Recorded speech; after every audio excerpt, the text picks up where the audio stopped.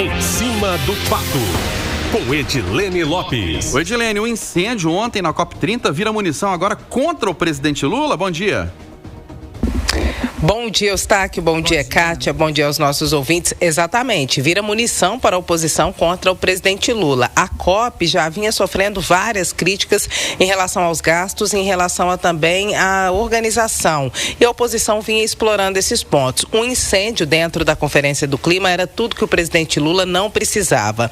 E o pior foi que a Organização das Nações Unidas, na semana anterior, já havia feito um alerta e pedido correções ao governo brasileiro em relação a alguns pontos de infraestrutura.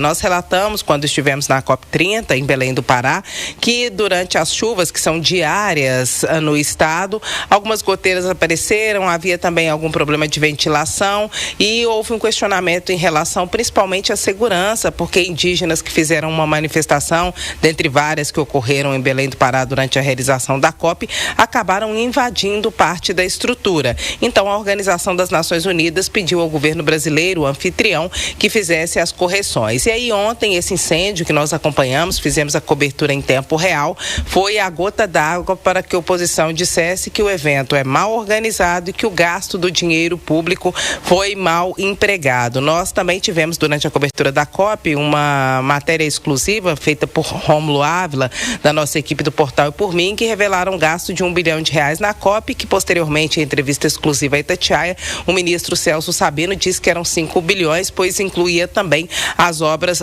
do entorno. E há um questionamento sobre os gastos e a contratação da empresa, que é a Organização Ibero-Americana, que faz outras COPs também, tem escritório em Madrid, no TCU, Tribunal de Contas da União, e esse questionamento foi feito pelo líder da oposição, Luciano Zucco, que disse ontem a Itatiaia, por meio de seus interlocutores, que deve voltar ao TCU na semana que vem para cobrar o andamento dessa investigação em relação aos gastos com a COP. Então, vai render muito ainda esse incêndio que acabou manchando a história da Conferência do Clima, que até então e continua sendo um marco histórico, um evento internacional importante realizado no país para uma discussão internacional, mas também internacionalizou esse problema de infraestrutura por causa desse incêndio, em função, a princípio, de um curto-circuito em um dos estandes da África. Essa questão vai render muito e isso vai ser negativo para o presidente Lula daqui para frente, Eustáquio e Kátia. Edilene, mudando de assunto, a indicação de Jorge Messias para a vaga no Supremo Tribunal Federal no Dia da Consciência Negra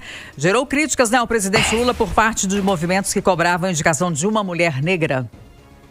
Exatamente, Kátia. Essa informação sobre a indicação que foi feita ontem foi antecipada, informada em primeira mão aqui na Itatiaia e também na CNN Brasil por nós. A informação foi apurada no dia anterior de que Lula faria a indicação ontem. Quando eu conversei com a primeira das fontes sobre esse assunto, eu fiz esse questionamento, mas a indicação amanhã, no Dia Nacional da Consciência Negra, não vai gerar repercussão negativa, já que a cobrança dos movimentos sociais era para que a indicação fosse feita com uma mulher negra no Supremo Tribunal Federal. E a fonte disse: Edilene, sobre a repercussão não posso dizer, mas com certeza a indicação será feita amanhã. Dito e feito, conforme a Itatiaia havia cravado um dia antes, Lula almoçou com Jorge Messias e fez a indicação para o Supremo Tribunal Federal e agora ele fica sob o crivo do Senado, que ainda vai avaliar esse nome que sofre forte rejeição. Mas sim, mais um ponto de críticas, principalmente exploradas pela oposição, e não só pela oposição, mas também pela base, que são movimentos sociais que apoiam o presidente Lula em relação a essa indicação. É possível que o governo indique para o lugar de Jorge Messias, na Advocacia Geral da União, uma mulher.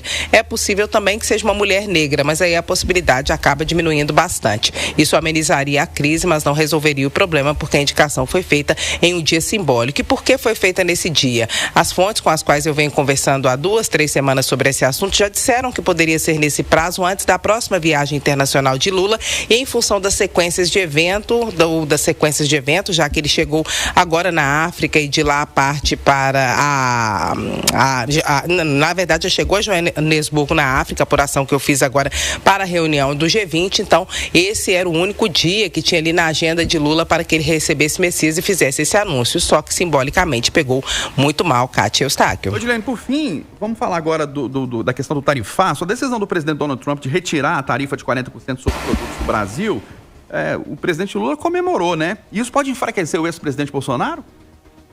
Todo mundo quer ser o pai dessa criança, Eustáquio Ramos, mas fato é que o presidente americano Donald Trump, além das negociações dos Estados Unidos, e ontem eu conversei com as minhas fontes em Washington, que disseram o seguinte: para quem disse que essa é uma medida unilateral do presidente Donald Trump, nós marcamos que o retrocesso ou a retroatividade, na verdade, dessa medida do tarifaço é a partir da reunião que foi realizada com o Brasil e não a partir do início do tarifaço.